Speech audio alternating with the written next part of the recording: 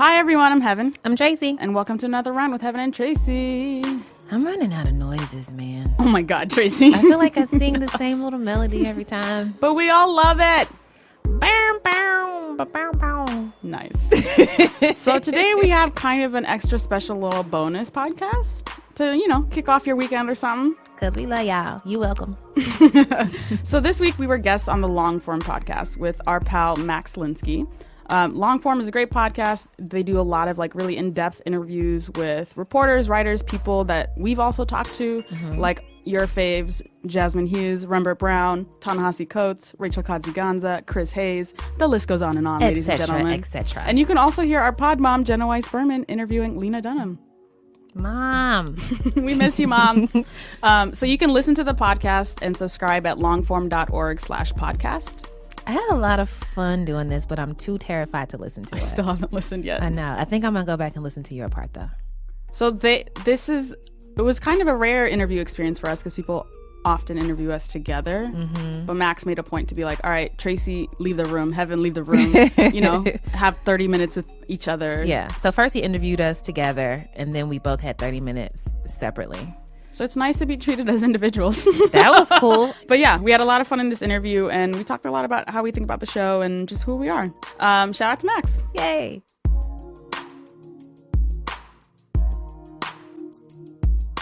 And now here's Max with Tracy Clayton and Heben Nigatu from Another Round.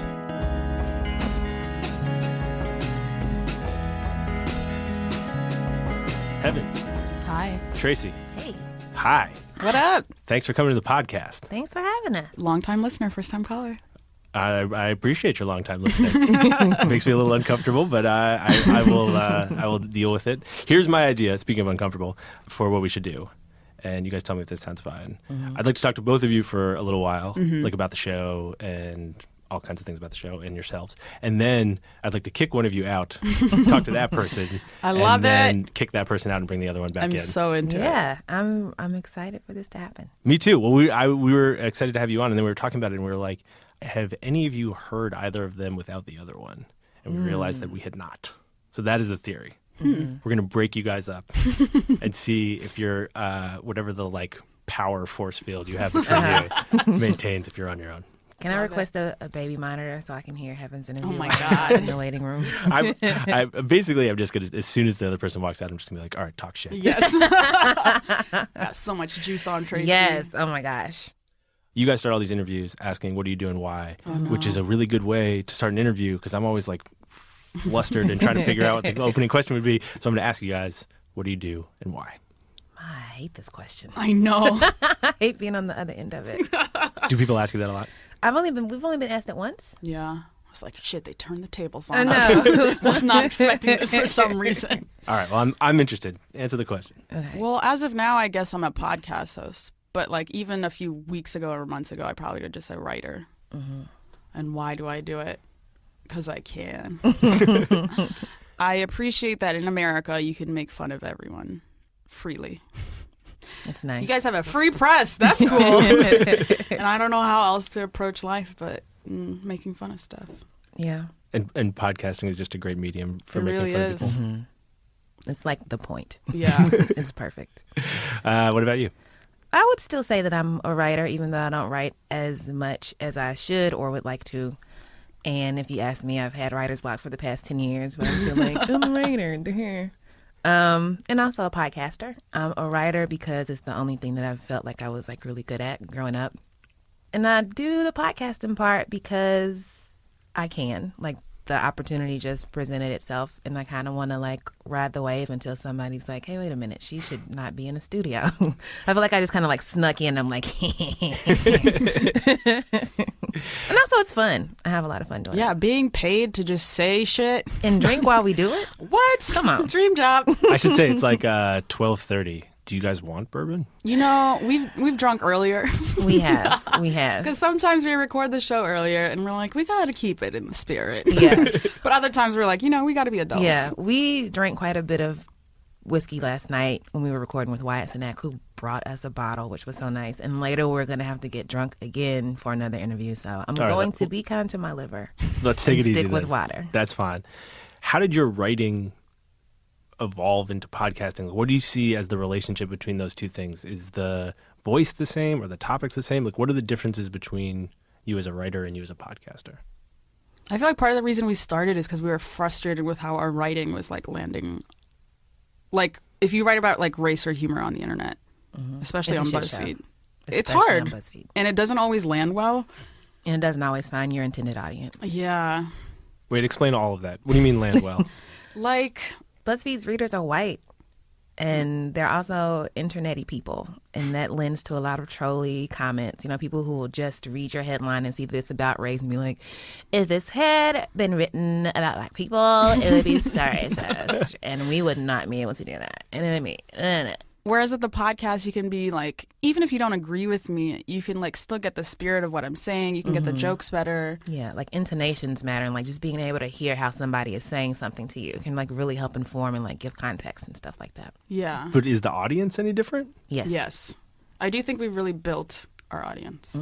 People don't tend to hate listen to podcasts. It takes a lot of energy to listen to 50 minutes of our show I know. and then like write a hate mail I know. thing, you know? Yeah. So do you think it is the white techie people who just aren't assholes who are listening? Or is it a completely different audience than what BuzzFeed is known for and who they typically reach? I feel like the good white folks listen to our podcast. And by good white folks, I mean white folks who, you know, genuinely want to learn more about what it's like growing up as a black woman in America, and people who like want to be better about challenging their own privilege and their own racism.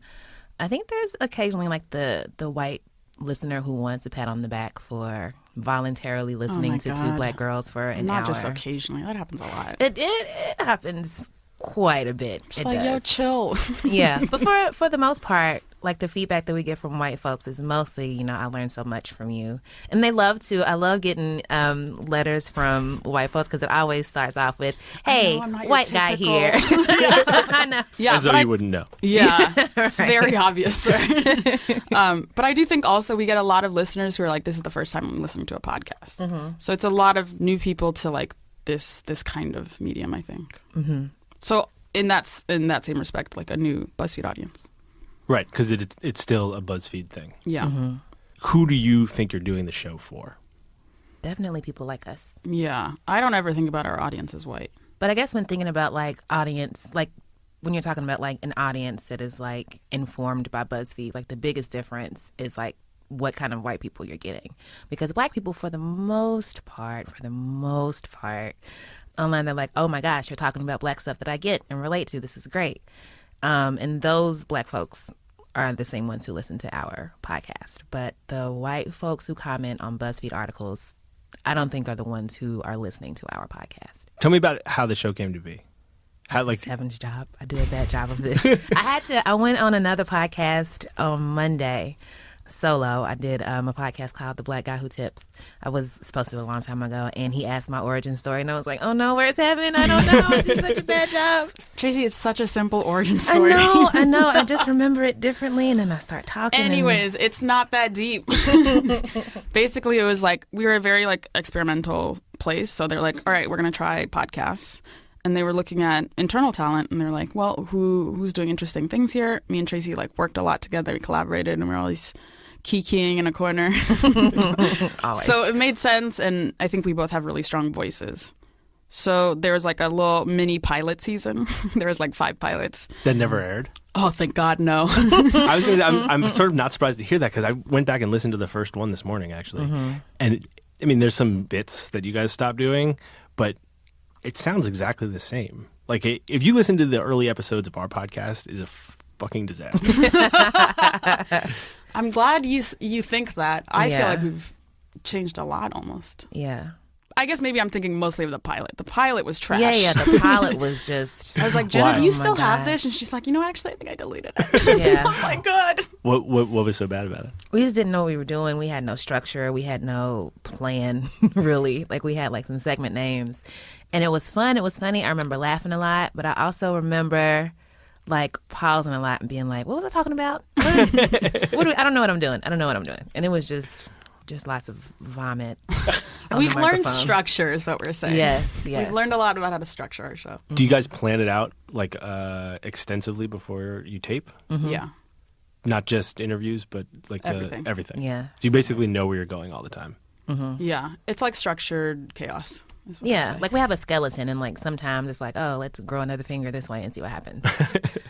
Some sort of 6-fingered hands. Yeah. And sometimes it's cool. we'll create a monster, and sometimes it'll be just a chill, normal person. And when you guys started, when you were doing those pilots and you're starting the first show, I mean, it's like an experiment, right? Were you thinking this is going to be a quarter of my time? This is going to be half of my time? This is going to be all my time? Like, what were the ambitions for the show when you started it?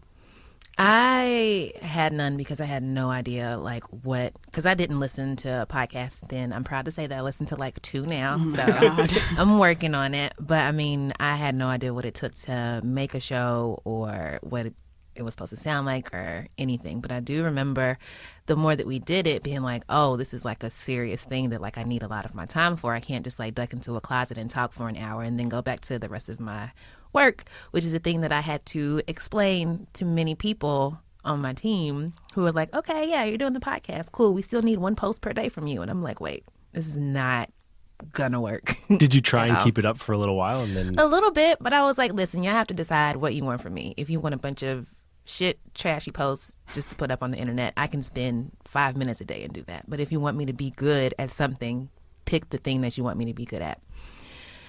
Do you miss writing? I do not miss writing for the internet. I do miss it. I mean, there's a lot of stress that comes with it, especially when you're writing about Black stuff for a white outlet. But there are like those moments where you write like something that's like really, really funny and really insidery. And of course you have like the Black folks who, rightly so, I would say, are like, BuzzFeed is capitalizing on Black people without doing this and doing that. No. Which I understand why they would feel that way. I felt that way too before I started working for BuzzFeed, and I knew like exactly what goes on behind the scenes. But there's also those people who are like, yes, I love this. I love that like I can like see myself reflected in this thing that is like so big and pervasive. And I really like helping to make a space for folks to have that reaction and response. So you miss the reaction and the response, but like, do you worry at all that like those muscles are atrophying? Like if you're not writing all the time, that you're going to like kind of forget how to do that? Yes. I do. It's still hard, but there are still moments of like me like journaling. I'm just like, this is good. Still got it. That doesn't happen often. All right, so let's keep going through the course of this show. So you guys started what? March of last year. That's crazy. Yeah. It seems like you have been doing it for much longer than that. It feels like that. Okay, so you put out that first episode, and then was there a moment where you guys realized, like, all right, I need to talk to my team, like, this is going to be a thing? I feel like from the beginning, I was like, I really want to do this full time. Mm-hmm. Like, because I listened to podcasts, I definitely had like a vision for it. And what was the vision for it? What did you want the show to be? What did you want it to do? I really thought about it like almost like a cultural magazine. The examples I give for like equivalents is usually a magazine or like John Oliver's show on HBO, which is like a good mix of like humor, but also like you can tell that like they spend a lot of time investigating or thinking about something, you know, long, serious, deep shit, dumb, random, like unnecessary shit, petty shit, human shit. Exactly. That's actually not surprisingly like a pretty good description of the show, and part of what I find really striking about it is this mix of like very heavy and very light, like within minutes of each other. And it's impressive how you guys can move back and forth between those things, but also that feels like kind of human to me. Yeah, we are humans. Yeah, in the shocking turn of events. But people who do this are not often humans. People who do this are sometimes like one very specific thing all the time. And I think part of what makes the show work is that it's like, you know, some days you are pissed off and angry, and some days you're like loopy and delirious. And I feel like all that stuff is reflected on the show. And it feels like, you know, basically just like some representation of who you guys are. And the best example of that, I think, is that Hillary Clinton interview, which gets into very heavy shit. And then like not 5 minutes later, she's talking about how she's a robot. Yeah. Let's talk about that Hillary Clinton interview, which was on like every single best of the year yaka schmaka list of all time. But deservedly, it was fantastic. Her people came to you guys, right? Yes. Yeah. Tell me about that moment when like you get an email from, I don't know, someone at HillaryClinton.com who's like, we want Hillary Clinton to come on your podcast. Yeah. They were actually talking to me for a while about being Hillary Clinton's social media strategist. Oh, really? Which sounds like a horrible job. So I was like, thank you, but no. And so the woman that I've been talking to about that position, she emailed me a while ago. She's like, hey, I want to run something past you. Give me a call. I was like, this is weird. And then I was like, she probably wants Hillary to like come on the show. And I don't remember the particulars, but I mentioned it to either Jenna or Eleanor Kagan, our other producer. And I was like, so I think Hillary wants to do something with it. So like, yeah, we know. We've been talking to him. And they basically were like, you know, we love your show. We love what you do. We want Hillary to be on the show. We want you to ask her the hard questions. We know and they also said, they were like, we know that you're not necessarily Team Hillary, which is why we want quote. to. I remember that. Absolutely. She was like, that's why we want her on your show. Like, we want you to challenge her, you know? We were like, all right. Sure. That's like best case scenario for that kind of interview. Absolutely. Where they go in and they're like, please go in. Yeah. Yeah. Although like, sometimes like you get a list of like things that they're not going to talk about and things that you can't say, but they were just like, everything was fair game. Yeah. And I remember a couple of very, very intense planning meetings. One happened in the hotel the night before in Iowa. You guys nervous? Actually, it wasn't until after. Yeah, I didn't get nervous until after it was over. Really? And then I freaked out. I was like, wait, oh my God. What did we say? What did I say? I feel like she hates us now. I didn't feel like she hated us. I felt definitely very did. confident that she loved us after the interview. I was just like, she fucking hates us. Do you normally feel bad after interviews, or is it just that one? I mean, I didn't feel bad. I was just like, or like I almost blacked out a little. I was like, what did I say? Yeah. And also, like, there were, like, in the moments leading up to the interview, at least for me, there was like this great moment of like anxiety and tension. Like, okay, she's coming up soon. Be present, be in the moment. Remember all the tips that everyone gave you. Remember your questions. And so then it happens and it's just like a blur, and then it's all over. And like whenever you have like a really tense moment of anxiety, like it's a mental thing, but it affects you physically. So like my heart is like racing and like my muscles are tense and I'm just like kind of fidgety. And when it's all over, like I'm just like physically tired. Just drained. There's a picture of both of us on the floor after that. But like we prepared a lot. We talked a lot with our politics team. We ran a bunch of shit by them. And in the lead up to it, we forgot our liquor. And it was like there was a town hall and then we were going to interview her afterwards. So we were like, can we leave this town hall and to get some liquor and come back? And they're like, no. Like there's mad security everywhere. Like it would just be technically difficult to like do. So we're like, we need liquor. This is integral to the show. So one of Hillary's people was like, I'm going to get you some liquor. And then she disappears for like 3 minutes, goes to the hotel next door. The hotel bar. The hotel bar comes with 2 glasses of bourbon. And it was the most amazing thing I'd ever seen. I was like, wow, Team Hillary can do anything. Just brought us bourbon. Magic bourbon. Yeah. Also, right before the interview, we were just like playing Beyonce. We were just like... They came in and told us to be quiet. They were like, can you just hold it down, please? They're like, there are other people doing interviews in the other rooms. Did it feel like the stakes had changed, though? Did you feel pressure with her to ask questions that you hadn't been asked before, maybe in a way that you wouldn't in a normal interview? The moment I'm thinking of is when you asked her directly, like, do you feel responsible for fucking over black people? Yeah. In that moment, I knew that I really wanted to press her on that point because I felt like I knew what she was going to say. And I just really wanted to not let her off the hook, but also let her shitty answer speak for itself. So it was a pretty shitty answer. It was. Well, Al Sharpton said, Maybe we should just take a second and we can just listen to that clip. And then we'll come back and talk about it. Nice. Look at you queuing up stuff. My question to you is, do you ever look at the state of Black America today? We can focus on the prison system for now. And regardless of what the intents were, like I know that the 90s were like, it was a different time, times change, legislation changes, needs change. But regardless of your intent, do you ever look at the state of Black America and say, wow, we really fucked this up for Black people? Well, I'll tell you what I think. And my husband has spoken to this. He spoke about this at the NAACP just last summer. You always have to learn from what you do. I was interviewed by Al Sharpton the other day, and I've known him a long time because I represented New York. And he said, and I think it's good to be reminded of this, that in the 90s, and particularly when my husband became president, there was a great demand not just from America writ large, but from the black community to get tougher on crime. And Al Sharpton said this. He said, I was one of those people who was asking that we get tougher on crime and that we clean up our neighborhoods and we stop gangs from killing each other. And he said, I was, going around boarding up crack houses.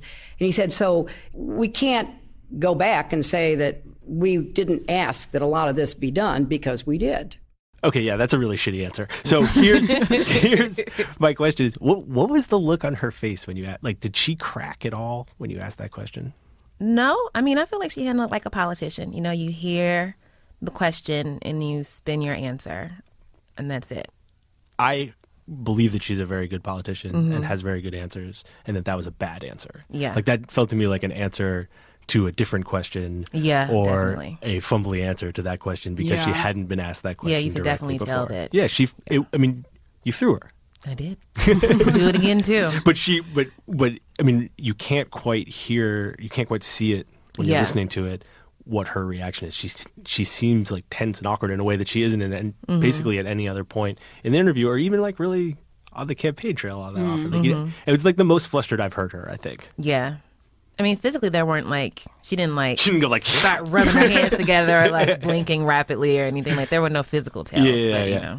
I definitely left feeling like she's even better at her job than I thought. Yeah. She's very good at her job. Did it make you guys part of Team Hillary? No. I'm Team no one. But yeah. Team Heaven. Yes, Kanye 2020. VP me. I went in there thinking the big challenges of this interview is one, just time. We didn't have that much time with her, and we're like, we have to make sure our questions are precise. We need to know what we're going in asking, because it'll be like 10 minutes and she'll have answered like one question, Right. Politician speak. Yeah. And once in a while, she'd give us the like, I knew a woman in Montana who, and I'm just like, ma'am, please don't do this. I do not want to hear about that woman in Montana. But for the most part, she was very present. Yeah. And I could tell she was listening. Yeah. I wonder if she's like that all the time. I mean, I wonder if that's like what being a good politician I think is. she is. I think she's really good at it. Well, that was a great interview. Thanks. Thank you. Good work by you guys on that interview, I thought. Thanks much. Appreciate it. It's nice to have that under your belt, because when people ask me, they're just like, all right, a podcast. Yeah, right. Yeah. It's like, we interviewed Hillary Clinton. Yeah. Well, I mean, chill. I'm sure, right? It's like now you guys can sort of say that to anyone you want on the show. It's like, well, Hillary Clinton. Yes. Yeah. So. We need shirts to say, very helpful. I interviewed Hillary Clinton. So who do you want to interview now? Who's on the wish list? Who are the people that you're desperate to get? Oh, so many. Yeah. Why won't people return my emails? Any of the Obamas, specifically Malia. We would love to be really her trying to get the first big Malia interview. Well, you went and interviewed Valerie Jarrett at the White House. Did you like leave a note somewhere? Just like try and slip a note under a door? We didn't want to get shot. We did not approach any unknown doors. That did not happen. But we did drop some hints, like, hey, tell Yeah. tell Malia to call us. Kanye. Yeah. Mm-hmm. He interviews with like the same 4 dudes, so it's a long shot, but he's doing press right now for his new album. I want to interview all my crushes, because I feel like that's the only way I'll ever get within 5 feet of them. Who's on that list? Andre 3000, The Rock, President Obama. Please call me, any and everyone. I really want to interview Colbert. Yeah. How that's come? a big hit for us. He's a really good interviewer, and he is so smart. He is very smart. And yeah, I feel like he's influenced me a lot. I also want to interview Beyonce, but I feel like we need to become best friends first, so that she'll let her guard down and actually be herself. So really what you want to do is just become friends. Yeah, that's it. That's understandable. Fuck the interview. Let's just be friends. Let's just hang out. And what about the show? I mean, what do you guys want from the show? Where does it go? How does it evolve? Where does it, are you guys going to end up being on TV? How does this work? Well, one of the advantages of being at BuzzFeed is that it's a multimedia firm. So there are a lot of different things that we can do. We're thinking of doing more web video stuff, and who knows where that will go. As far as what I want for the podcast or where I see it going, I didn't even see myself in this position at all. So I have no idea. It just seems like a really wild and unpredictable ride still. And part of me is eventually they'll be like, we're over it. It's done. Yeah. I want our podcast to be the place people go when they're like, oh, I have things to say. And I want to be interviewed by people who give me fair and smart questions. Mm-hmm. but won't be too like pressy. Like it's not just some press junket I'm doing or some shit. So you basically like want to carve out that real estate for the show, which it's like it's getting there already. Yeah, I think so. But it's not quite like on every PR person's radar to be like, you have to do this. This is the premier cultural spot. You did interview Hillary Clinton. I know. But some PR people are like, what's the podcast? still working on that. Yeah, or they'll pitch us like the biggest nobodies in the world. Charles Junction has a new book about birds driving cars. You wanna? I'd be so into that book, though. You know what? I'd interview a bird, sure. I have some other process questions, and then we're going to separate you guys. Okay. And I'm going to ask you to talk shit about the other one. Got it. How do you handle interviewing together? It seems really hard to me.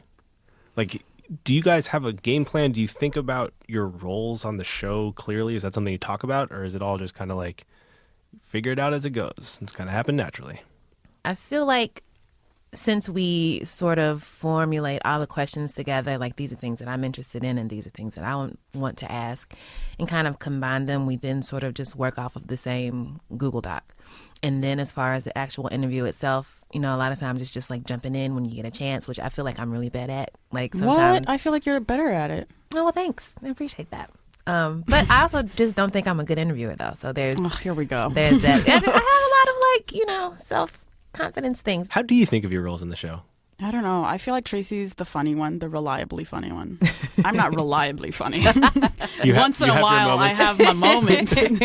Tracy's a reliable, funny one. So I'm like, oh, it's a very heavy topic. We got to get some Tracy segments in here. And I feel like Heben's a lot better at being vocally intellectual. Like I said before, I don't consider myself a good speaker.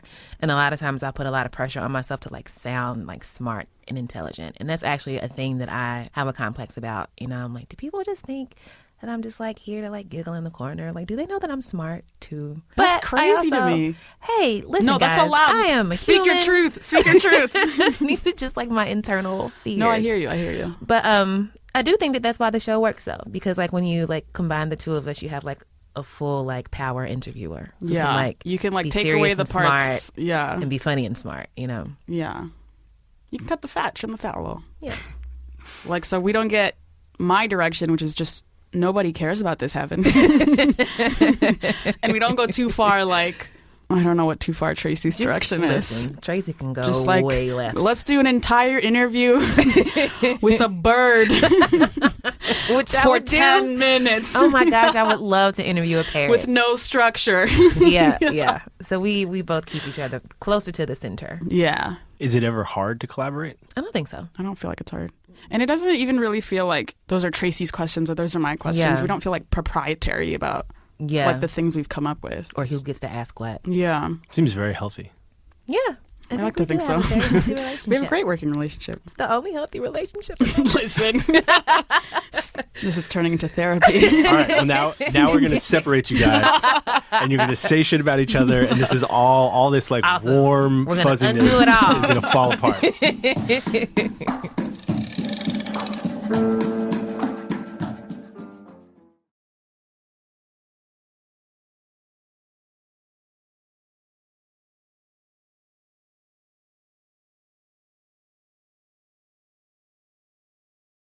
Okay, here's Tracy Clayton.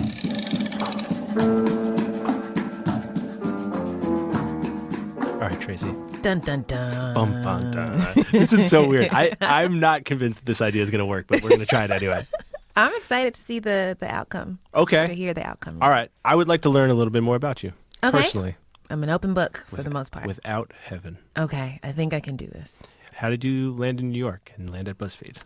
I consider it just like this insane whirlwind of accidental things that just happened to end up in something really, really awesome. I was living in Louisville, Kentucky, which is where I'm from, born and raised. And I was working at the time for theroot.com. I think before that I had been freelancing after I had gotten laid off from an awful desk job at an architecture firm. What were you doing at the architecture firm?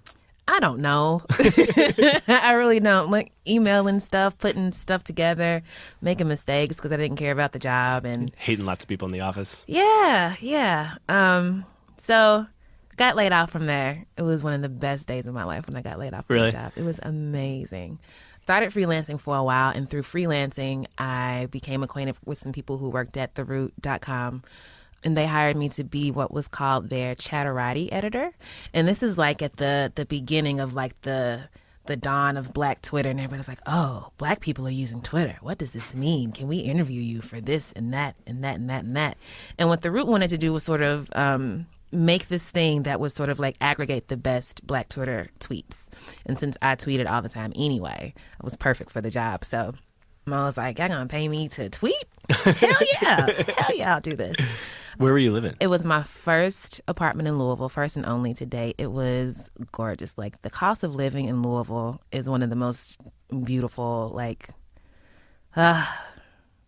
every time I pay my rent up here, I cry a little bit. It was this huge bi-level, 2-bedroom, 1.5 bath, just like big for $739. And it was Sounds awesome. It was gorgeous. And so since I was only working part-time for TheRoot, but since the cost of living down there is so low, like, I could like pay my rent and feed myself. Right. And it was really, really awesome. So I would work half a day, and then I would basically spend the rest of the day either walking around and like trying to write and getting frustrated and saying, fuck it, I'm not going to do it anymore. What did you want to be writing? At like the core of my heart is still like prose and fiction. Like, I still want to write like the next great American novel. I heard that you already wrote a novel. Oh my God, who have you been talking to?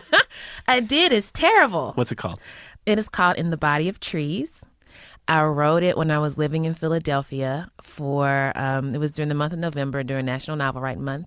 And I was like, you know what? I'm going to write a novel. And to make sure that I was going to do it, I took a supplementary course at Temple University where like we would just get together. It was like $100-$200 or something. And we would get together a couple days a week and just like write, because the daily word count was like 1,600 words or something. And I had this, a short story that I had written, which is one of the few things I've ever written that I actually like and would actually show other people if I had to. And so I was like, oh, well, I'll just take this story and expand on it and just like make it a novel. And I was the only one in the class that actually like finished the whole thing and like met the word count. And we had to read a portion of it aloud on the last day. And after the class, that my teacher was like, you know what, you're really, really good. And I was like, oh, well, thank you. She was like, no, like Toni Morrison good. And I was like, you better watch the ease with which you throw that name around, madam. That is huge. But it's not good. I mean, it's just like a lot of filler. Like, I have to meet the word count or whatever. Mm-hmm. And there are like big chunks where I would just like start journaling in the middle of it, because I was like, because notes that you made while you were writing count towards the word count. Right. So I'd be like, I don't know what else I should write here to make the word count. This is so frustrating. And then the next paragraph is then like, she walked briskly down the, it's bad. It's bad. So when you write your next novel, then like they'll publish that one later as like if you want more from Tracy Clayton, here's her. I hope not. I've hid it from myself. And my mother's very upset because I refuse to let her read it. And she's like, just let me read it. And I'm like, nope. Anyway, I'm in Louisville. And at the time, BuzzFeed had been hiring a lot of Black writers. And by a lot, I literally mean 2. They had hired 2 writers. I can't remember who the first one was. Well, but they did it in like a close time frame. So like people started to notice. The second person hired was Joel Anderson, who also relocated from the South. And that spurned the hashtag Black BuzzFeed on Twitter. And it was just like a bunch of people making up like Black articles that, like, eventually, like, BuzzFeed is going to hire so many Black people that all the articles are going to be about, like, Martin and, like, living single, and, like, it lasted maybe an entire day. And I had so much fun. I had so much fun making up these ridiculous BuzzFeed titles. And eventually people were like, oh, man, Tracy, they're gonna steal your titles and, like, really make these for real. You better, like, send in an application, blah, blah, blah. And, like, people started adding BuzzFeed and were like, hey, you need to hire Tracy. And I was like, oh, yeah, so cute. This is so all nice. happening, like, over the course of a day. Yeah, a day or 2. And then eventually I got a DM from Saeed Jones, who is now the culture editor at BuzzFeed. And he was like, no, really, what if you came to work at BuzzFeed? And I was like, ha, ha, ha, ha, you silly. And he was like, no, seriously. And I was like, oh, my God. And I remember at the time my grandmother was getting sick, and we had just started toying with the idea of putting her in a nursing home. And my mom, I think, had her 4th eye surgery. And at the time, I was just thinking about how happy I was to be so close to home and my family when everybody needed something. And so the thought of me, like, picking up and moving 700 miles away, I was like, it's ridiculous. I'm not going to do it. Also, I was 30. I had this great apartment. I had a little boo at the time. And you were set up. Yeah, I was good. I was in nesting mode, and I was just like ready to like be there forever and like start having babies and stuff. And so I responded and I was like, I'm interested, but relocation is not on the table at all. He was like, well, let me just put you in touch with an editor of Hours so you can talk. And he put me in touch with Lisa Tazi, who was working on the breaking news team, who I love so much. She helped me to buy my first winter coat in New York. And so we talked back and forth, and then they were like, oh, just come up for, to see the office and have, you can meet with Jonah Peretti and you can meet with Ben Smith. And in my head, I'm like, it's going to be really sad for me to tell them no after they're being so nice to me and flying me up there, because I was just like, I'm not going to move. It's just ridiculous. Because I've never, ever, ever wanted to live in New York. I'm not like one of those people who had dreams of like moving to the big city and like being in the middle of all of it. I think that it's a great place to visit, but living is expensive for one. For sure. And expensive for two. Like, those are my biggest qualms about New York. Has it charmed you at all? I have moments where I will allow myself to say that I understand why people love the city so much. That's very gracious of you. Yeah. But I, to steal my friend and coworker Joe Anderson's term, I consider myself a Southern supremacist. So I will never be like, oh man, this place full of Yankees is great. Like I'm just too prideful for that.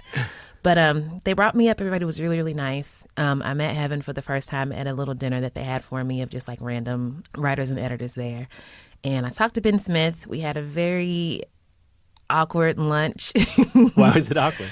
I don't know. I mean, I didn't know a whole lot about BuzzFeed, and like I didn't fully understand like the position that he held at BuzzFeed, but I knew that he was like somebody. I knew that this was like a big deal. And so I'm just like there, and I'm trying to be like funny and witty, and we were eating pizza that wasn't very good. And I didn't want to be like, ugh, this is gross, I'm not going to eat it. So I'm like choking down this horribly dry pizza.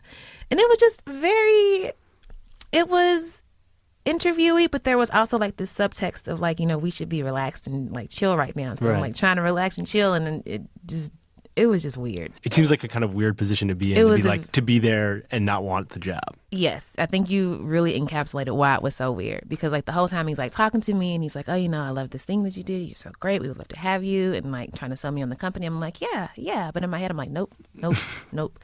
He also looked through my phone during that lunch, which is a story that I like to tell, because I mentioned that, I have so many ideas during the day, and there's a list that I keep in my phone of good ideas so I don't forget. And he was like, oh, can I see it?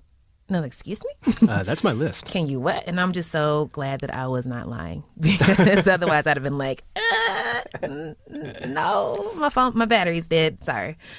So how'd they convince you to take the job? Ben Smith was very persistent. And I was like, listen, I just got too much going on down here. I can't move.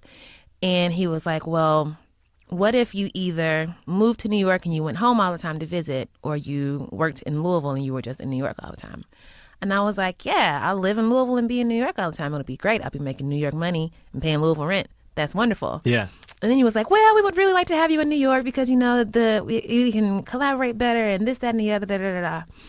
And finally he was like, you know what? If you come up and you don't like it, you can always move home. And I didn't have an argument against that. I was like, it's just me. I had a guy that I was seeing, but I wasn't married. I didn't have any kids. So if I came up and couldn't feed myself, at least I wouldn't be arrested by like CPS for having little starving kids that I couldn't feed. So finally I was like, all right, I'm going to go up. I'm going to give it 6 months. I'm going to turn around and come back. And that'll be it. And 2 years later, I am opposite you at this table, still in New York. Do you think you're going to stick it out? Yeah, one of the things that I've learned in life is that, plans don't mean very much. I never saw myself doing anything related to like speaking aloud, like a podcast.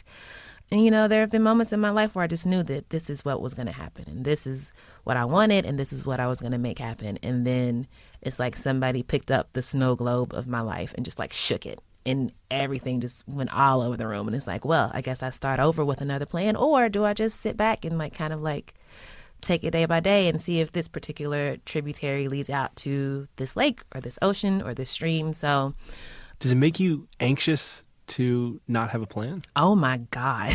Yes. I hate not knowing what's going to happen to me. I also have anxiety disorder, which I talk about a lot, and that is like the root of 75% of my anxiety.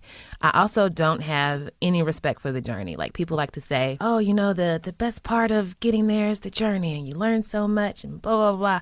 No, I just want to get there. You know, I want this thing to happen. I want to push this button and then I want to be there. So is that like a constant tension? You're sort of like trying to embrace this idea where you're going to just follow these different paths and wherever the tributaries take you? Right, whatever I said, I don't remember. Yeah, but at the same time, you would really like to know the end result. I am at constant war with myself. It's tough. I feel like I have a little bit of access to this constant war that you have with yourself because you're incredibly open about the war going on in yourself all the time. You tweet all the time about when you are feeling depressed or anxious. It's very public. You've talked about it on the show. You've written about it on the site. Why put that out there? It just helps me feel less alone with the things that I'm going through because one of the things about anxiety and depression is that they're so common. They're so common. Like you can probably like throw a stone in any room that you're in and it'll hit somebody who is struggling with the same thing. But it's just a thing that we don't talk about. It makes me feel better that my story and me telling my story helps other people because that means that it's worth something to like have these 33 years of just like rolling around and just like anguish. And a lot of times like when I tweet like little self-care messages or like a pep talk is because I'm having a shitty day and these are things that I need to hear. So chances are somebody else somewhere needs to hear them too. And you also wrote about a lot of this in this essay for BuzzFeed, which I think people should go read, which is called When Taking Anxiety Medication is a Revolutionary Act. And basically what you're saying in that story over and over again is like, if you can put a name to how you're feeling and if you can share that name with other people, it has an effect on how you're feeling. Yes. And it makes it feel exactly what you're just saying, like less alone. You realize how common it is. You realize that it's an actual like physical thing, not some like character flaw. It feels so open to me, right? I mean, you and I met for the first time today. Well, actually, we met once before. Supposedly. And you negged me super hard. But today we were meeting really for the first time. But I feel like I know you pretty well. In fact, I like know things about you that I don't know about people I've known for years. Right. So what do you keep for yourself? That's a good question. I keep my loved ones to myself. I don't follow or friend any of my family members on Twitter or on Facebook. I don't vomit all of like my struggles that include like other people or other members of my family to an extent. Like actual like real trauma or things that I just know like a cousin or someone wouldn't want to put out there. You know, I keep that between us. I don't friend my family on Facebook because like I'm so paranoid. This is from the anxiety of like some crazy internet person like finding my family through me and like somehow exposing them or putting them in any kind of danger. It's funny that you say that because just listening to the show and also like reading through your stuff and your tweets and everything, your mom, I just want to know more about your mom. She's amazing. What is she like? She's a lot like me. We butt heads because we're so much alike. She's about 5'1" maybe. She's a tiny woman just full of fire and terror. And she's kind to a fault to people that she loves and even people that she doesn't know. She'll give you the shirt off her back. But if you ever pose a threat to her babies or her mom or like her family, then RIP you. She's hilariously funny. She is also a very talented writer, even though she doesn't write anymore. When I was little, I found a journal of poetry that she had written and like handwritten. It was beautiful, like this gold leaf, unruled line journal. It was so beautiful. I used to want to be a poet when I was little. I didn't hate poetry completely, but I just wanted to be her. I just wanted to be like her. And her existence just like made me feel so protected. Like even when like I got older and I started learning what racism was and sexism was, and when I understood that I'm going to have a really hard and shitty time on this earth, looking at my mom and seeing her standing, you know, sometimes with battle scars, but still standing, is like, okay, there's no question that I can also do this. She's my best friend. She seems very present for you. Like you just talk about her all the time. I do mention her a lot. I haven't noticed that until recently. She listens to the podcast. And speaking of things that I keep to myself, it is physically impossible for me to talk about sex on the show because I know that she listens. And that's not the kind of relationship we've ever had. It hasn't totally stopped you from talking about sex. I would talk about it a lot more. I enjoy talking about sex. And I think that I do it in a very interesting way. But I just can't, just knowing that she could potentially hear that her daughter is maybe not a virgin anymore at 33. It's just like, no, I can't do it. I can't do it. Do you want to talk about sex now? Your mom's not going to listen to this. So. I mean, she might. You never know. She's ruining this for all of us. All right. So when you think about what you keep for yourself, it's the people in your life. And you know, you're out there and you're very public, but it doesn't necessarily and shouldn't sort of extend to them. Yeah. The other kind of question I have along those lines is just, again, like I'm meeting you today. I don't know you very well, but I've listened to you talk for like hours and I've read all of this incredibly kind of intimate, raw, emotional stuff that you put on the internet. And those two people, just as just a guy, I'm just a guy talking to you, feel like really different people. Really? Or not really different people, but on the show, like I find you to be like hilarious and super like confident and not stressed. You do not sound stressed on the show. That's amazing. Does that not ring true to you? I'm stressed all the time. But you say on the show, like you are kind of like just sort of like, it sounds like you're just kind of like having a great time. Yeah. Well, I am having a great time. And I guess I do feel very confident when I'm in the studio. I feel very supported. You know, I'm with a team that I respect and a team that I love. And one of my good friends is across the table from me. And it's also not completely about me. Like we go into the studio and we talk about other things. But this is actually the most in-depth interview that I've ever had with somebody else. And I'm very conscious of myself and like what I'm saying in a way that I'm not when I'm in the studio to like make a fun show. I don't know. I guess I feel a little more naked being across the on the other side of the table. Does another round feel like a performance? No, it doesn't feel like a performance at all. It really literally feels like I'm just sitting down with a friend over a glass of bourbon. And I agree. I think that's why the show works. You know, there's no sound that we're going for. There's no structure that we're trying to follow, which is good because, again, like I know very little about podcasts and podcasting. I think that's a good thing. I think it is too. I think it's helpful. Yeah, and it's awesome that like I'm literally getting paid to be myself. So it doesn't feel like a performance. I mean, I'm more driven to be entertaining in the studio because you know it's a form of entertainment. So do you guys get paid more now? We're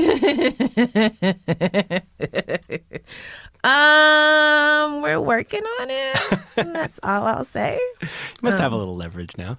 A little bit. We do have some leverage. I think it's coming. I think that BuzzFeed is finally realizing like what they have on their hands. And in a few meetings, I was like, listen, you get out of us what you put into us. What would you describe as what they have on their hands? It's something very rare and unique.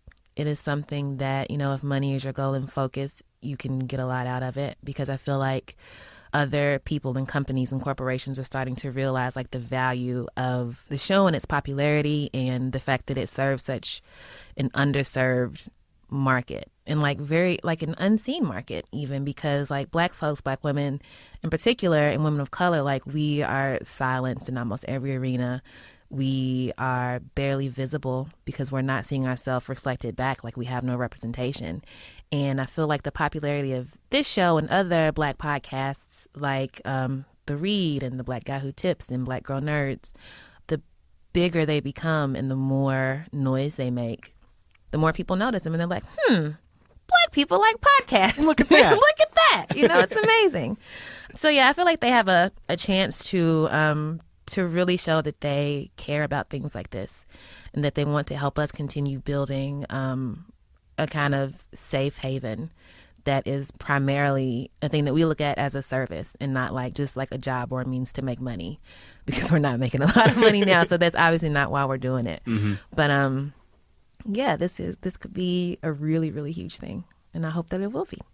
I think it already is. Yeah, I do too. But huger. It could be huger. More huge. More hugest.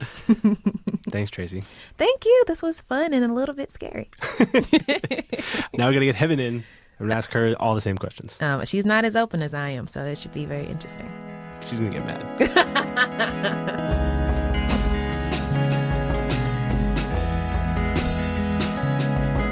All right, Heben, while you were waiting outside, Tracy said all kinds of terrible things about I you. don't doubt it. It was ugly. Oh, she would never. It was rough. So if you want to get stuff off your chest, now's the time. She makes horrible puns, but we all know this. It's true. It's true. I feel like I just sat with her for half an hour and like I did not let her be funny once. What? I feel like she's always funny. I mean, she is always funny, but I was just like, tell me about pain. Good. I'm interested in how you got to this place that you are currently in. You are how old? I'm 24. 24. That's absurdly young. It is. I try not to bring it up, honestly. You don't want to talk about it? No. I'm fine with talking about it, but in just like in conversation. Okay. So you started BuzzFeed when? About 3 years ago. So like right out of college? I took a year off college and just like interned a bunch, worked a bunch. Went back, but then never finished. But I mostly was like interning and nannying in New York City. You never finished? Mm-mm. How close are you to finishing? 1 semester. Really? Yeah. Do you think you'll finish? No. You don't think you're ever going to go back? No. Huh. Fuck Columbia University. First of all, you want to know some shit? Yeah. I would like to know some shit. I was on the 30 under 30 list, which is a thing people I knew it was a thing. Is that also something you don't normally bring into conversation? I do not. But we've been talking for 30 seconds. I was on the 30 under 30 list. No. So the Columbia Alumni Association emailed me. They put it all on their website, and they put it like like around the year I would have graduated date on there. And I was like, this is false. These are lies, and I hate you all. Take it down. Why do you hate Columbia so much? When I was applying for colleges, I remember people were saying like Columbia's a bureaucratic school. I didn't know what that meant. I just assumed all colleges, to some degree are bureaucratic. Sure. But it did really feel like I was just a number or a liability while I was there. Is your certainty about not finishing college, does that have more to do with Columbia, or do you just kind of think like it doesn't matter? No, I really desperately tried to finish. But especially knowing some of the reasons I have to go back would be for like some horrible core classes that, I should have done like freshman year or sophomore year. I just cannot do it. I can't do it. I wonder if like in this day and age, whether that will ever matter. Yeah. I remember at the time our editor-in-chief, Ben Smith, was like, you don't need to do this. He's like, half my news team doesn't have a degree. You're good at your job. And I was like, I appreciate that, Ben, but my parents did not come to America for me to not finish my education. Yeah. How do your parents feel about that? They don't know I'm not going to finish. I think they still think it's a possibility. But I think they've also gotten used to the idea that I know what I'm doing. I'm sure that's right. Like, I think they worry about me less, basically. What are your parents like? Overprotective immigrant parents, very typical. And they're in Virginia? Yeah, I was born in Ethiopia, but I grew up mostly in the Northern Virginia, D.C. area. When did you arrive in Virginia? When I was 5. Like, just when you're learning the solid foundations of like language and grammar. Do you remember Ethiopia at all? I do. Mostly from pictures, though. My memory's not great. Okay, so you have a semester to go at Columbia. Yeah. And you're like, fuck that. I just can't do it. Not I gonna tried. do it. I just couldn't do it. Basically, from there, you were at BuzzFeed? I was interning at SNL and a fellow at BuzzFeed at the same time. At SNL? Yeah. I don't know why they let me do that, but they did. Did you I'm want grateful. to be doing comedy stuff? All of my work before BuzzFeed was mostly like TV film stuff. Huh. So that was definitely the trajectory I was thinking about. Why'd you go with BuzzFeed? I mean, I was also interested in media, but I liked that they were like experimenting with a bunch of shit. And they have the attitude of like the opposite of a legacy media company, which is like, we don't have a history to be like, well, this is how we always do it. So you can really try a bunch of stuff there. And I have in my time there. Yeah, I mean, I feel like 3 years ago, that's kind of like almost BuzzFeed early days. It is. It really is. What was BuzzFeed like 3 years ago? A lot smaller. It was a little more like ragtag. And now we're more of like a large organization. Yeah, it's funny. I feel like there's still like, there's kind of this like BuzzFeed mafia on the internet. I feel like every time. Whoa, what is that? Well, I feel like every time BuzzFeed like does a big story, like that tennis racket, which was a really good headline. Yeah. Investigation. Like every single person I know on the internet who is connected to BuzzFeed was like, pushing that thing. It was like a full effort, and I feel like there's this spirit of it that's kind of like underdoggy. Yeah, definitely. Except BuzzFeed won. We're still, I guess, in Jonah's mind, a startup. I think people on the outside assume everyone's just like in a happy cult. I am the least happy person. Or not, I mean like that you have to be like chipper. Yeah. I'm not a chipper human. Do you have like your chipper moments? Pretty chipper on the show. Yeah, I work at it. Well, that's actually something I was kind of just talking to Tracy about, is like, how performative do you feel like the podcast is? Like, how close is that? I know the spirit of the show is like, it's just like hanging out with your friends. Yeah. But how is that really what you're like when you're hanging out with your friends? It's definitely performative, for me especially.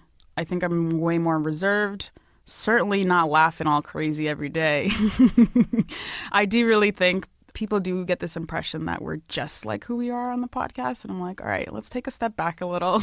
We don't know each other, first of all. There's like that intimacy thing where people think they really know you. Like we've had like 10 hours of conversation already. It's like, nope, just met you. Nope. But for them on their end, it is like that. Mm-hmm. And that's the feeling I want. That's what we actively work on the show, is to make it feel like a conversation. So what's the gap? What's the difference between like IRL Heben and another round Heben? I think I'm less fun, honestly. I really actively work on being funner for the show. It's like, was I peppy enough, guys? What do you like about doing the show? I never take for granted the platform. So it matters to me that we're like calling out things when we see them, or like talking about doing like lightweight media criticism, or talking about things that people aren't talking about. Like that shit's important to me. And do you think it's having an impact? I do.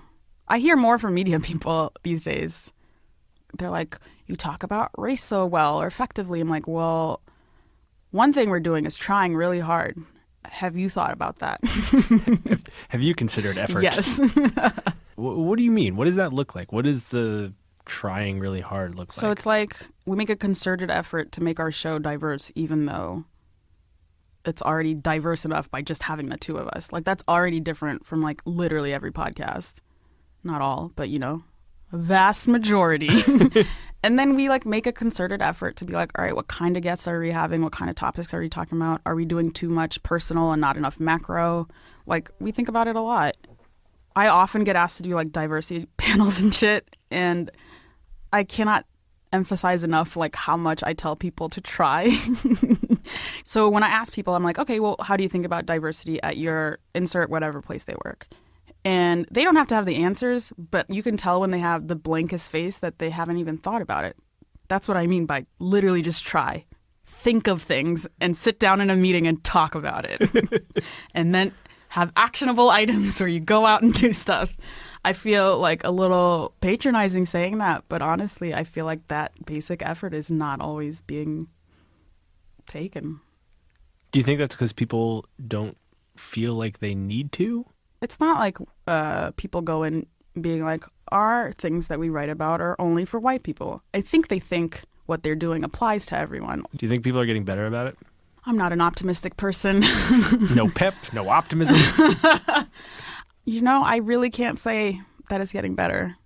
I think more people are talking about it openly, or more people are feeling emboldened.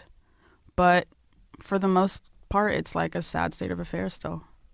Certainly, but the question is whether the trajectory is in, like, moving at all. I don't know. You got to ask your white editors that. My white editors? Not your media peers. Oh, my white media peers. Yes. My peers in white media. Yes. I'll ask them at the next convention. I know y'all get together every Sunday, talk about, I don't know what y'all talk about. Diversity, mostly. Definitely not. Okay, so BuzzFeed's gotten better since you were there, right? It must have been pretty white when you got there? I was the first full-time Black person on editorial. How's it been watching that change there? It's like a big focus of the place. It's been amazing. It was hard at first because you especially need those people at the top. It's like you need people who are editing you, who know what you're talking about, and managers who understand the particular stresses you're under as like a Black media person on like writing about race on the internet. People need to understand the particular stresses of that. It's not just like you have a regular staff writer who's like writing about awesome dogs, but that there's like not that much at stake there. You know what I mean? Mm-hmm. So At first, it was a little difficult just not having that. But then soon we like got a few, and then there was this point where we just like rapidly increased, and that was just amazing to see. Did you play a role in any of that? Yeah, definitely. I really made a point to, every time there are like new young people of color, to like talk to them, to tell them what they're gonna face or things to look out for. Or What would those things be? Little things like, don't get frustrated when people don't know your references. It is frustrating that you are sometimes edited by people who don't know these references when you know all their references. But don't get frustrated, and I'm here for you. Stuff like that. Or like how to approach criticism on Twitter. Like if you're just like writing about like style, beauty stuff, or you don't really need to have like a strategy for how you approach Twitter or like interactions with the public. But if you're writing about and trying to build a Black audience for your website, you need to really think about how you're approaching the way people respond to your work. How do you approach that personally? You have to not take it personally. That seems really hard. I think after a while you get used to it. Uh-huh. But I'm also the kind of person like where you could not tell me a criticism I haven't thought of myself.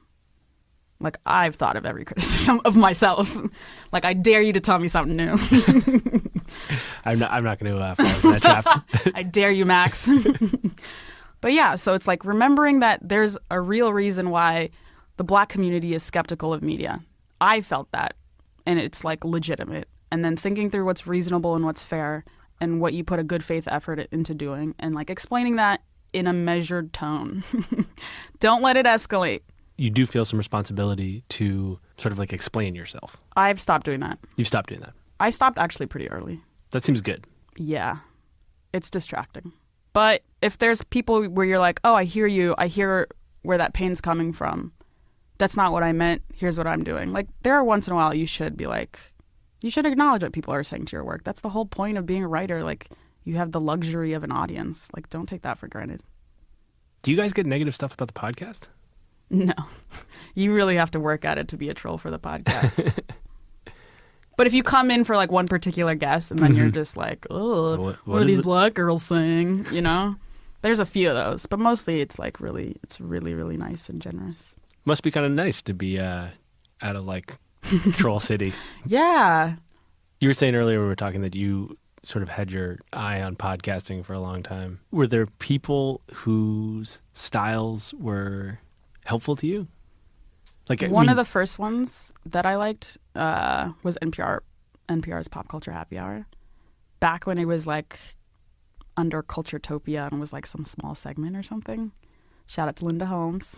But I was like, hey, this is cool. I could talk about pop culture with some friends. Like the topics they talk about are definitely not always my areas of interest. The NPR audience, you know, they lean a particular way. I feel like you in particular like do a pretty significant amount of research for those interviews. Yeah, like, a lot. And you do this thing which I think is helpful in interviewing, which is like letting people know that you've done a lot of research while you're talking to them. Yeah. It's helpful. Like, don't play games with me. Well, it's also like I read the book, you know? Yeah. Like we can talk about the book because I read it. I'm not pretending to have not read it. We're not famous enough to not have read their book yet. Working on it. That's a goal, to not have to read Yes. the books. Levels. Where do you see this going? What do you want to do? I really like doing the live shows that we've been doing. I've never really done anything like that, so it's been a lot of fun learning that. I love TV. It doesn't feel like it has to be the exact same thing, but that's definitely something I've been thinking about in like not the immediate horizon, but like the medium horizon. Yeah, and just letting whoever will pay me to troll white people continue to do that. Does it feel like you guys can keep doing the show for a long time? Yeah, totally. I still feel like I'm learning a lot. How do you think you're getting better? I think I just trust myself more and trust my instinct and trust that like what I think is interesting will be good for the audience. Yeah, do you feel pretty like connected to the audience at this point? Yeah. There are questions I'll ask where I'm like, I think our audience will be interested in this, but I don't particularly care about it. But mostly I'm like, no, I've learned what my voice is, what people like about the show, and I feel confident just following my instincts. You guys talk a lot about self-care on the show. Mm-hmm. You talk a lot about self-care in the various other like media that you can be found on. Yes. You've written a lot about it. Is self-care the same as self-help? I don't think so. Self-care would be more like, I don't know how to deal with the world, or these things are happening and I just have to think about my place in the world and how I sustain myself. Whereas self-help books are like, you are doing this wrong, you need to get to this point, and there's like this trajectory of like what kind of human you should be. Right, and if you do the thing, it'll all be figured It'll all out. magically be better. Then you're done. Like, oh my God, I remember once I was an intern at a place that will not be named. It was one of those places where it was like definitely a possibility that you could get hired from the internship, which is rare. And I had seen one person get hired. So I was like, okay, this is definitely possible. And I like sat down with one of the people who were part of that hiring process. I was like, just trying to get some advice, etc. And she was like, you know what I really recommend? The Secret. And like the whole logic of that kind of self-help book is like, you just need to will things to you. There's no other reason things aren't happening for you. It's like, ma'am, you can give me a job. I don't need to read The Secret. You are the secret here. So yeah, I am a reluctant fan of self-help, mostly just because I feel like I always need help. But self-care, yeah, it's important for us to talk about on the show. Why? I always want to remind people that this isn't easy. Not the job necessarily, but racism can get you down. Not a great thing for your psyche. Yeah. Even in like conversations about microaggressions, like that phrase came from the field of psychology because a psychiatrist was like, I want to see how even these tiny things affect our psychological health. So I sometimes I feel like posting deliberately sad things on social media so people know it's not just happy, fun times. I don't want to give this false impression of like what my life is like. But I've stopped doing sad tweets because so many of my coworkers follow me. It doesn't work. Then you just like have to go. I need a burner account for my sad tweets. But sometimes it's helpful to just let it out and have someone be like, I hear you. Even if it's just on the internet. Another part of that is, okay, imposter syndrome is a thing a lot of people talk about. So imposter syndrome is basically the idea that you feel like you're a fraud, you're not, you don't belong where you are. But I keep telling every woman I know that gets better with time because once you enter these spaces, you're like, oh, I'm a fraud, but I'm less a fraud than you. So it's also important to me not to just be like, I'm sad in this way or I'm dealing with this particular part of my depression, but also like the media industry sucks and there are frauds everywhere. People not trying. Yeah, there are many people with very basic effort not doing any of that. So it's important to me to be like super confident in that presentation, but also talk about like the gaps. Just from the outside, that's working. Dope. You seem to know that you're doing a good job. Yeah, I have a little moxie. I like that word. Sometimes I do feel like we're given too much credit for certain things and not enough credit for other things. How so? People want to be like, oh, you're revolutionizing black media. I'm just like, yo, people are out here doing stuff. You're just not paying attention. Like it's like a false narrative to be like, we're starting everything. Do you feel like the need to correct that false narrative? Yeah, absolutely. I'm like, this is like all happened by chance. And I happen to work at this incredibly large media empire where they're letting me experiment with Which is still scrappy, though. Still scrappy. Scrappy media empire. I think people find that to be like self-deprecating, but I am like, no, you need to know this isn't just like, I'm 24, super smart, and that's how I got here. Just clear skill, and there's no like anything in between that like facilitated all of this. It's like I moved to America, happened to move to a place with an incredibly good public school, and then I went to this incredible private institution. I didn't graduate, but I got all the benefits from it. Like all this stuff where people act like it just happened. It's like, no, people are out here doing work, and I just happen to be at this place right now. People are trying. Yeah. But other stuff we're not given enough credit for. Like, it's hard to talk about race in a fun and serious way. It's really hard. It's very hard. It's very difficult. I mean, I wouldn't know because I'd never try. But yeah, like I feel like we're doing great comedy and great politics. There have been a few really good reviews, actually, that some are like, they've been doing a lot of political reporting that's better than some of the political reporting I'm reading. like the standard ones. That's how I felt about that Hillary interview. Same. Thank you. But then also like, I think it was The Timber that had this review that was like, it's hard to tell if it's a comedy show that dabbles in politics or a cultural affairs show that doesn't take itself too seriously. That's like a perfect definition of our show. Do you feel like part of the way that you correct that false narrative about like, you guys just happen to wander into this and kill it, Yeah. is by bringing those people on? Yeah, totally. It's a big part of our show is like, look at these awesome people who are doing stuff who you all are not writing about enough or talking about enough. Do you think that's having an effect? Yeah, totally. I really think so. The another round bump is real is what I'm saying.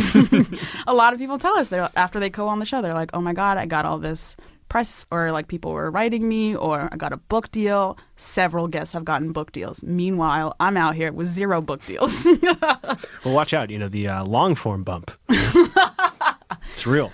I think the reason the show works is because it's these different parts of you guys represented. There's like this very serious like political part. Yeah. There's this kind of like goofball island part, you know? Yeah. And then there's this part, which is like, you guys are both working on stuff in like a very constant and ongoing way. How do you think about doing that work on that third part, I guess, like putting more of that part of yourself out there? I think that's the part I work the least on. And I'm working on it more. But it's just so rare to have media that's affirming. Like, what is an example of pop culture that you feel affirms you? I'm hard pressed to find examples. We're going to talk about that at next week's White Media Summit. I feel like y'all got mad examples. That's what I'm saying. Yeah. Y'all mad affirmed and shit. So it's like important to me, and I know that it feels uncomfortable, but that it's work that's really important for other people. And I can tell because we get all these emails. It's like, I really had a hard conversation with my partner about my mental health, or I started therapy for the first time. Sometimes I'm like, all right, pretend no one you know will ever hear this. Just say some things, Heben. And that's how I gruel through it. You do kind of like get better at like telling yourself to get over yourself. Also, like, my problems are mad normal. I think I'm the first person to deal with these things. Shut up. Ugh. Gotta get over myself. Well, thanks. Yeah. For talking about it. Word.